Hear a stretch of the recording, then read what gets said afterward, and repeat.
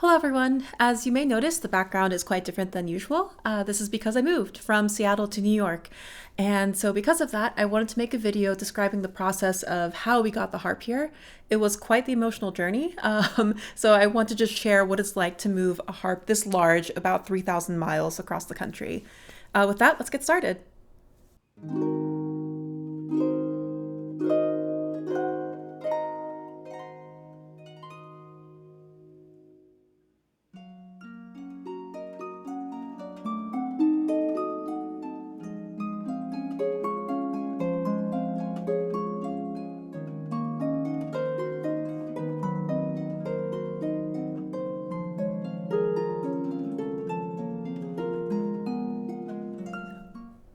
First off, I just want to briefly mention that there's multiple ways of moving large harps long distances.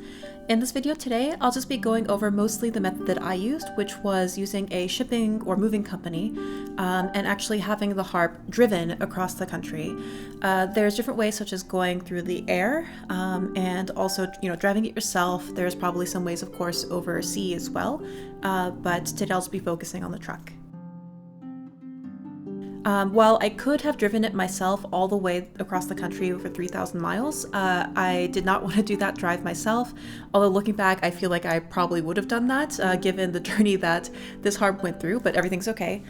And so when it comes to moving the harp via land transportation, there's a few different ways to do this. There are full-service moving companies, as well as shipping companies and van lines. A lot of different services exist out there to move large items.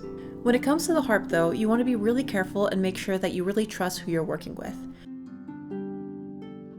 So when it comes to shipping by land, there is a preferred company that's used by Lyon & Healy. Lyon & Healy is the maker of this harp here. This is the Lyon & Healy Style 11, and that preferred shipping company is ALG. However, when I looked into it and asked other harpists for their experiences, I actually got quite a few mixed responses.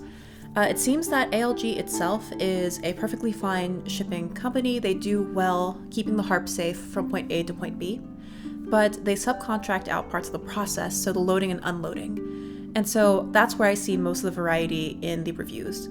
So apparently, unfortunately, there's some horror stories about people getting holes in their harps from forklifts going to, do the loading or unloading process, and I did not want to risk that happening. So as a result, I ended up looking at different moving companies since I was actually doing a personal move as well. So when selecting which company to use in terms of shipping or moving your harp from point A to point B, it's really important to think about a few different factors. Firstly, you'll just want to see how well that company is rated and look through the reviews to see if there's any red flags regarding the service itself. A key thing to note is that different companies may subcontract out parts of the service and others might actually handle the full process. So in terms of insurance, which I'll get into later, I would highly recommend going with a service that handles everything, such that people can't necessarily do the blaming game and say like, oh no, this person messed up the harp, oh no, this person did it, and then not claim responsibility for it if there's any damages to the harp, which I hope there aren't. So because of this, I actually ended up going with American Van Lines. Now, I will say they did get the harp to me safely, but it was not a good journey, not a great experience, so I would not recommend working with them. I'll go into more details throughout this video, but let's just say I was waiting for the harp and unsure of its status for about 6 weeks, especially as we're approaching winter. I was really concerned about possible damage from the cold, the temperatures dropping and the harp being just in the back of a truck. Of course, it was protected, and I'll go into how we protect it, but yeah, so definitely do your research and look into other companies. One that I was looking into was Gentle Giant Movers. However, they typically wouldn't take on a move of my size, which was relatively small for their standards, since I was going from a one-bedroom apartment. Note that there also might be specialty services like Fine Art Shipping, which I believe has experience with shipping harps. That's something I didn't really see until after I had already started the process, but it might be something to look into. Okay, so this is going to be a little bit boring, so feel free to skip this chapter if you're not really interested about the insurance process. But just to cover this, I'll go ahead and briefly describe what you need to do to make sure the harp is at least covered properly in case anything does happen to it. If you're a harpist watching this video, you likely already have instrument insurance on your harp. So while it's important to still have that insurance as you're going through the moving process, it's important to also have insurance covering the move and anything regarding potential damages during that process. When it comes to a shipping service, they might include something called a release value coverage. So with the release value coverage, this is something that will allow you to receive compensation per weight of your items, but it's usually something really small, like 30 or 60 cents per pound, and that's definitely not enough to cover anything that would happen to the harp. So as a result, you'll want to make sure that you have additional coverage specifically for the harp itself. So because I worked with American Van Lines, they recommended that I reach out to Baker International, which is an international shipping insurance company. And so with Baker International, I was able to cover the full value of the harp as well as all my other items that I was moving, which was just all my belongings. And so with that, I was able to make sure I had coverage. But the key thing to note is that the harp needs to be listed as company packed or provider packed, making sure that it is listed explicitly as being handled by the company you're working with. So in my case, it was listed as being company packed with American Van Lines, and also mentioned that when I did the crating service as well to go along with it to add extra protection of the harp, that was considered covered as well. So I want to make sure that everyone watching this who might be moving their harp in the future is aware that you need to make sure that you yourself are not listed as the one packing the harp, even though you yourself will be, putting on the travel covers, transport covers, and putting it inside whatever, inside your shipping box or your trunk. You'll want to make sure that the company is listed as packing it. All right, now that we're done with the boring insurance part, let's go ahead and move on to how to prepare the harp for shipping. So before we can get started with packing the harp away, we want to make sure that the harp is detuned. So we'll detune each string by a half step. I believe this is to reduce tension on the body of the harp and reduce the likelihood of strings snapping and additional, just tension-based damages as you're moving the harp. So it's going to sound a little funky. It was not a fun process detuning, but once we got it back, it was a little bit sharper than when I packed it, but not quite back to its original level. But I think overall it was safe just to, do that detuning and then retune it once I got it back. So when detuning the harp, instead of just doing one string at a time going up or down the harp, I actually did one note at a time. So every single string that corresponded with the C pedal, for example, so every C string, I did all those first, and then I detuned all the Ds, then the Es, etc. This way it was actually more efficient for me to detune the harp, and I'm not sure if that has any effect really on the body of the harp in terms of the order you relieve pressure, but I feel that it's a nice way to evenly distribute as you're going through the process. Now that the harp is detuned, we'll want to make sure that we take pictures of the harp. So make sure you take pictures of every single inch of the harp, really get all angles and all areas of the harp itself covered in your photos, in good lighting and with high quality photos if you can. This will be really helpful for comparing before and after the move to ensure that there's no new damages on the harp. And if there are, you can easily point to the pictures to be able to point out and say to the company, hey, this wasn't here before. I took this picture right before we did the packing and took this picture right after the harp was delivered. And that way it's easier to process these things if there are any damages. All right, so when it comes to shipping the harp, we want to make sure it's protected. We're definitely not going to be sending it in the back of a truck just like this, and not even just regularly how we put it in the back of a car with a transport cover. What we want to do is make sure that the harp is protected as much as possible against any sort of collision. So if any other boxes from the move or from anything else inside the back of the truck or whatever's carrying it flies into whatever is holding the harp, we want to make sure that it's safe. So first off, we put on the transport covers onto the harp. So usually when you put on the cover, it looks like a giant blue mitten in my case. But this is just the typical transport case that I'll put on whenever I'm transporting it via car. So if I wanted to load it up into the back of my car, I put on the covers. We have the general body cover, the column cover, and the base cover as well. And so it's a 3-piece transport set that I put onto the harp to provide it any protection from the elements and just cushioning in general. Now that the harp is detuned, we've taken pictures of it, and we have the transport covers on it. The next step is to put it into its shipping box or shipping trunk. So I used a shipping box. This is a cardboard box that's really sturdy and is produced, I believe, by Line & Healy. So if you go to harp.com, you can see it right there. It's, it's a large box. And it has custom pieces of foam on the inside to make sure that the harp stays steady inside. So you'll want to make sure you put the harp inside there after you have, your transport covers on. So how do we get this cardboard box? It's fairly large, and it wouldn't come through regular mailing service.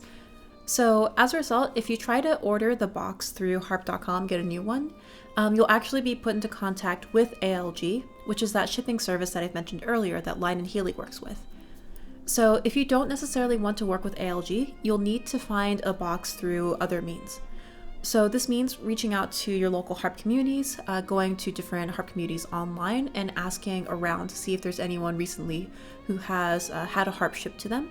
Or if they just have an extra box just lying around in their garage that's specifically for harps. So you'll want to make sure that the harp box is the right size. So there are different size harps, and this is a fairly large concert grand pedal harp. So I wanted to make sure that I could find something that would fit it exactly. So luckily, there was someone in the area who actually did recently get the exact same kind of harp, so a Line & Healy Style 11. And so I was able to reach out to her through reaching out with the local harp community and work with her to obtain the box and bring it back to my place. So getting that box was actually quite the journey. I will say, make sure you have a large enough vehicle to actually transport the box. I believe you can take out the foam pieces and collapse it down, but the corners seemed fairly reinforced with this box. So we wanted to keep it just constructed as we transported it from this person's house to my place. So problem number one is in Seattle, I didn't own a car. So we had to move this box somehow from the other person's house to the apartment. And the issue was that the readily available rental cars that we can just pick up off the street easily are not big enough to fit this box. So we went down to I believe it was a Hertz, just one of those, general car rental service places that you typically do if you're traveling for business or just for vacations. We went to one of those places and we asked for the largest car. We got a Chevy Suburban, so this was a really large car, and we took measurements of the inside of the trunk area to see if it would actually fit the dimensions of the large harp shipping box. And so the inside definitely was large enough, barely, to fit the box inside. However, after driving all the way to this person's place, we realized that it actually wouldn't fit in because of the entrance to the trunk from the back. And so we actually had to drive all the way back. We had other errands to run that day, come all the way back to our home area, to another person's place, and all this kind of stuff. And we ended up driving up to get a U-Haul van. And so a U-Haul van, luckily, is definitely large enough to fit this box in. So we ended up driving back in the heavy pouring rain at night with the U-Haul van to get the box to put this harp into later. And so, as you can see, it's a fairly large box. We weren't able to actually bring it up the stairs to our apartment. And so we had to leave a note on it and notify the front office, hey, there's this big box out in the front. Please don't throw it away. It would be a huge hassle if we had to try to find another one, especially because the moving date was coming up so soon. And so we left the box in the hallway with a sign telling people, hey, please don't do anything with this.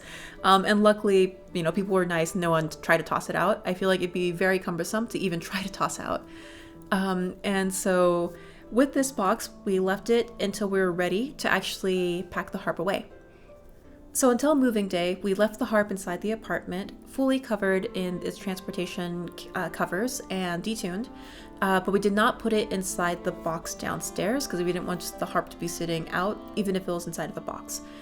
So we waited a few days, and then once the moving day was here, we were able to actually put it in. So another note about preparing the harp for shipping is that some people will recommend using additional padding rather than just the transportation cover and the foam inside of the shipping box. So some people might recommend putting some stuff like bubble wrap around the harp, probably not the harp directly because the material of the bubble wrap itself is not great, especially against anything like gold gilding. You want to make sure that you have a soft material if you put anything around the column of a harp if you have something that's gold gilded. So definitely be careful with that. In our case, we actually just put on the transportation covers and used the foams within the shipping box itself and put it in the box, and then actually used a custom crating service to put wood crating over the shipping box that we had. So that was our additional level of protection, just to make sure that any boxes flying inside the back of the moving truck weren't going to ram into the box and jostle the harp around. Of course, the box inside the crate was secured inside the truck itself so it wouldn't fall over. There are like ropes or suspension cords to make sure that it would stay in place. So when it comes to crating the harp, this is something that's done on the day of the move. And the people that do this crating are actually from a specialty crating service that may be directly partnering with the moving company you're using, or could be a completely third-party service that's not necessarily related. But you'll want to make sure that, if possible, they're considered as part of the same company. For insurance purposes, if something goes wrong, it's easier to keep, one person as responsible for any sort of damages rather than trying to work with different companies. So because of that, with American Van Lines, they actually partner with MSS, which is the crating service that we used for ensuring that the harp shipping box itself, the cardboard box, was covered with wood panels to protect it from any additional potential damages in the back of the truck. All right, so move out day. So when it comes to moving, especially during, a global pandemic, there are some challenges that you might not necessarily have expected. So in my case, luckily everyone was healthy, that wasn't an issue here. The main thing was that they were not true to their time. They were actually fairly late. And because of this, we had to, cancel our flights and a lot of other plans and had to readjust and be stressed the whole time and live in an apartment that was just full of boxes for a bit. But everything turned out okay, just as a preface. But let's go ahead and look at some of the process of the moving day itself. All right, so with moving day here, it's finally time to load the harp inside of transportation covers into the shipping box. And so the way to do that is, luckily there's instructions that are pasted on the inside of the box itself. But if you happen to lose that sheet of paper or it's not there if you get it from a secondhand use, make sure that you just check the instructions online. Usually there's an image that's right there on the harp.com website if you're trying to purchase the box new. But I'll just go ahead and put the image here just for you, just in case you happen to be moving a harp as well. And so when it comes to moving the harp, please don't do what we did here by putting on that plastic cover before moving it in. That makes it kind of slippery and hard to keep hold of. So I definitely recommend not putting on that cover until after you have it at least, part way into the box itself. So you'll see here that with the base cover, we actually had a fairly large base cover that didn't fit in with the standard foam that was provided with the box. As a result, we actually had to cut out some of that foam at the bottom to make way for our base cover.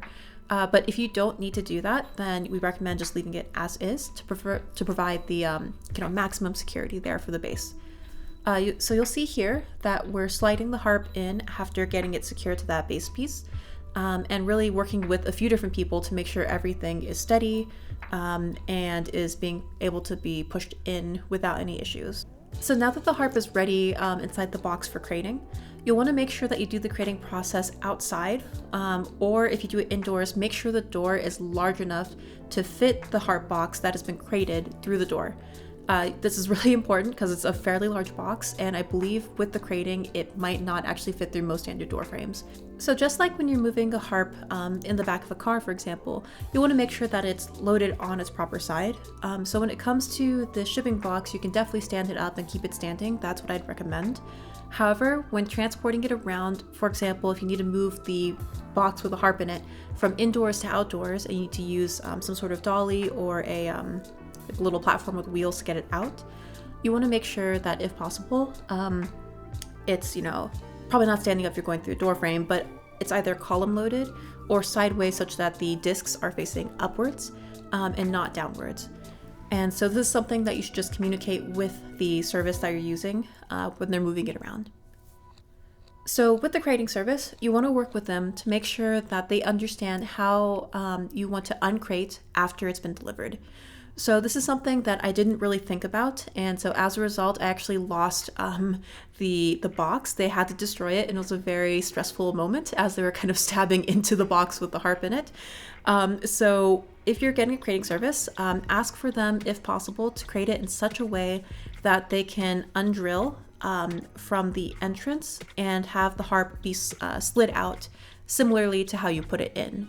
In our case, that area of the crate itself was stapled shut, and the side panels, like the longer side panels, were actually drilled. So that meant that when we were doing the uncrating once it was delivered, they actually were not able to slide the harp out because the door was, facing against like a stapled closed area. And so I'll show that later, but that was not a fun day, but everything's okay. All right, so when it comes to the moving day, I know I've mentioned just so far kind of how we move the harp in and around to get that safely protected. Another key thing really is to document the process. So I've done that here for this video, but I would recommend actually doing that for yourself if you're moving a harp. Having things on video evidence is actually a great way to be able to show directly if there's any damages done. So for example, if someone drops the harp, then that's evidence right there. Someone can't just say, oh no, I didn't do that. Like you have it right there on video. Of course, ask the people ahead of time if they're comfortable with being recorded. Let them know, of course, how you're intending to use the recordings, like if you're just using it for insurance purposes, or in my case, if you're using it to create a video. So I did get permission from the people here. I'm just blurring out their faces for privacy reasons, of course, but I wanted to make sure that everyone's aware that you want to document as much of the process as possible in case something wrong does happen. Now that the harp is packed away and on its way, hopefully, we just wait. I would recommend, if possible, that when you're researching different shipping or moving companies to use, that you go with someone that allows you to do real-time tracking, or at least gives you a daily update in terms of where your shipment is. With American Van Lines, they really did not communicate where anything was at any given time. I tried asking on multiple occasions, but did not really get any answers. So throughout this period, I had no idea where the harp was at any given time, and that was really stressful. I will say that the initial delivery window was supposed to be just a couple of weeks. I think we picked up everything after delays on October 17th.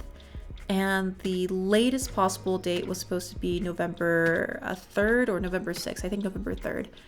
And so, throughout that whole period, I was like, okay, this is stressful, but it should be in at least by the end of this window because that's legally, what they put down as being the date that they deliver.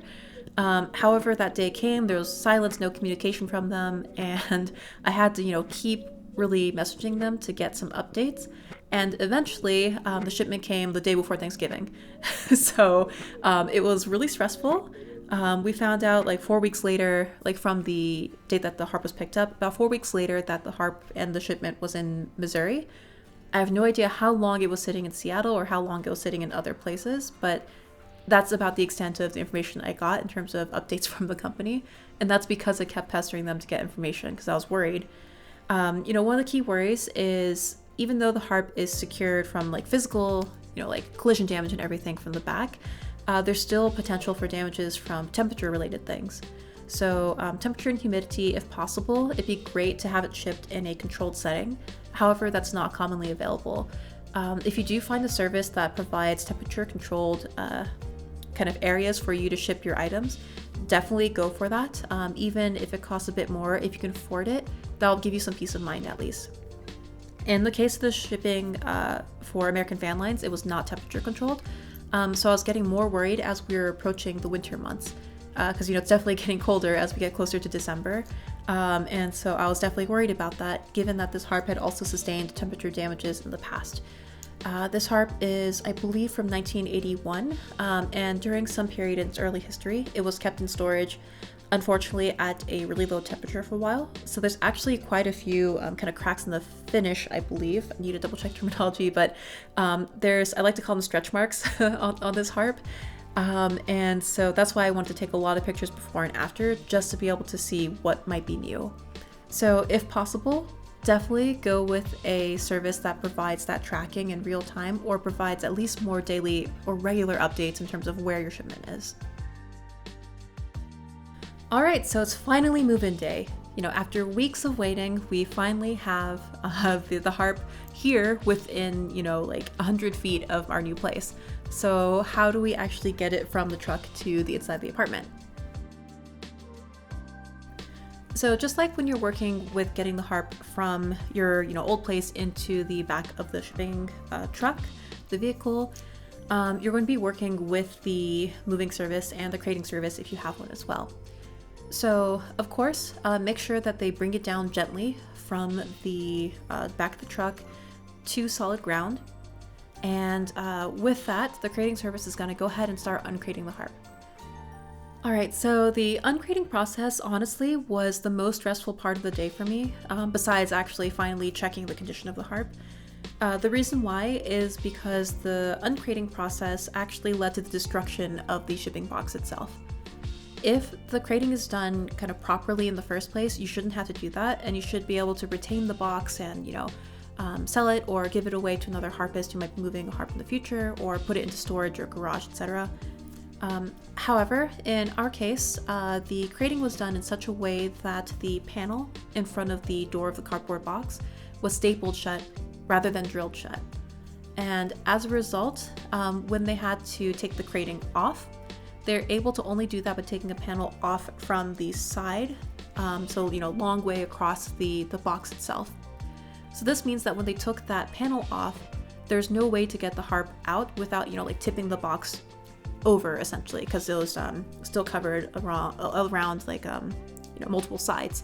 And so this wasn't necessarily explained to me up front, so I was pretty stressed and kind of freaking out once one of the people started just cutting into the box, just tearing at it and destroying it. I was really not having a great time. Luckily, one of the other workers who were there to support with the uncrating service started to explain to me why this was going on. But it was a really emotional moment because, the Harp is finally here after many weeks of waiting and stress and not knowing where it was. And all of a sudden I see, someone just just cutting and tearing into this box. Of course, the Harp is further back, so it was fine, but it was still just really stressful. And so that was not pleasant, but everything was fine. When they were taking the Harp out, it wasn't coming out the intended way because they had to kind of pull, jostle it out, and the support foam from the bottom was actually designed to slide out the front, which wasn't accessible. So here we have video of them moving it out.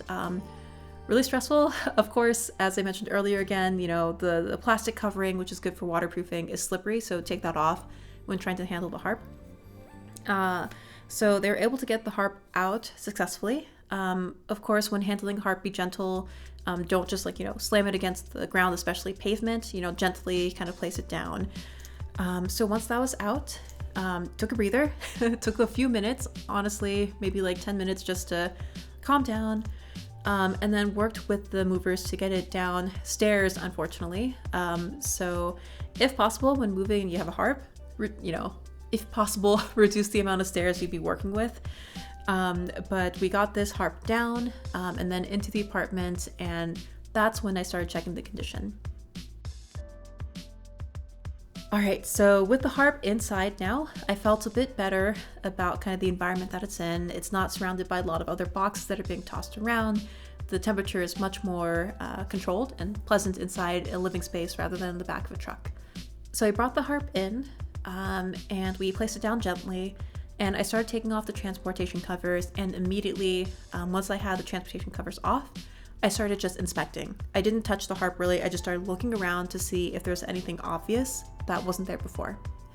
So when we brought the Harp in, I actually thought that there might have been some sort of temperature damage to the back, because when you move the Harp, you can put your hands in certain areas with holes in the transportation covers to allow you to really grip the Harp as you move it. And so when we're doing that, I noticed some sort of minor cracks in the finish that I didn't necessarily remember being there, and so I was starting to get really worried that there was temperature damage to the Harp. Luckily, once I took off all the transportation covers and started looking around, I compared it to the pictures I took before we moved.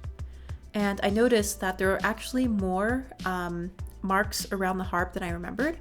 And so that was good because I was really starting to panic. It seemed like, oh no, there's a ton of cracks in the finish. Things are really damaged due to the weather, but that's not the case. It was actually fine, which I was really relieved to see.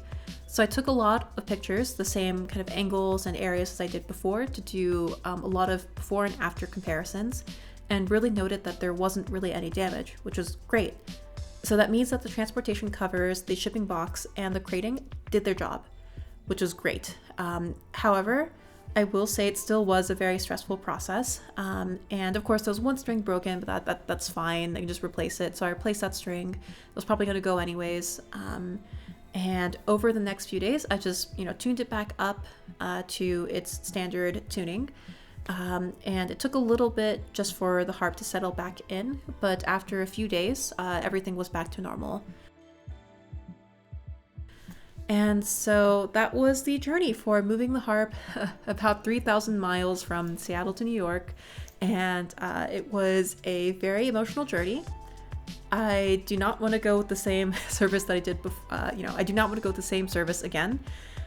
If anything, if I'm going to do another long distance move, I would actually honestly rather drive it myself. Even though I don't like driving long distances, I would do it just for the peace of mind of knowing where the harp was and, keeping it safe. All right, so let's go through a quick summary of this whole process I went through today. Thank you for sticking with me, by the way. I know this is a long video. So first, finding the appropriate moving or shipping company to work with you, or deciding if you just want to move it yourself. If you want to move it yourself, there's plenty of videos out there in terms of how to load a harp properly into a car, such that you can just drive it yourself. Note, however, that the size of your car, the minimum size required will change depending on how large your harp actually is. So just keep that in mind if you don't happen to have a car yet and you're looking to get one for your harp. Make sure that your specific, size model can actually fit into that kind of car.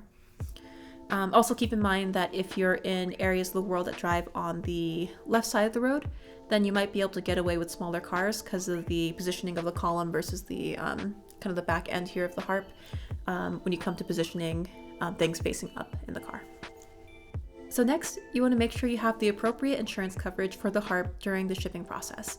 Of course, have your general instrument insurance as well, but make sure you have additional coverage specifically for this long distance transportation of the harp that's covering, anything done by the moving or shipping service. Also, make sure that the harp is listed as company packed whenever you're putting things down in terms of the inventory of the move. Next, you want to make sure that the harp is ready for packing. So first, you want to detune all the strings a half step. And in addition to that, you want to take pictures of every surface of the harp from multiple angles in good lighting. After that, make sure to put on the 3-piece transportation cover to protect the harp from, basic scratches and small little bumps. But then once the harp is inside that transportation covering, you'll want to put that inside a specialty shipping box for the harp or a shipping trunk if you happen to have one of those specifically for harps. On the day of the move, you want to make sure that you have a crating surface, put wood paneling over the cardboard box or the shipping trunk if you have one, just to really ensure that things are safe and will not be additionally damaged from boxes flying around at the back of the back of the truck.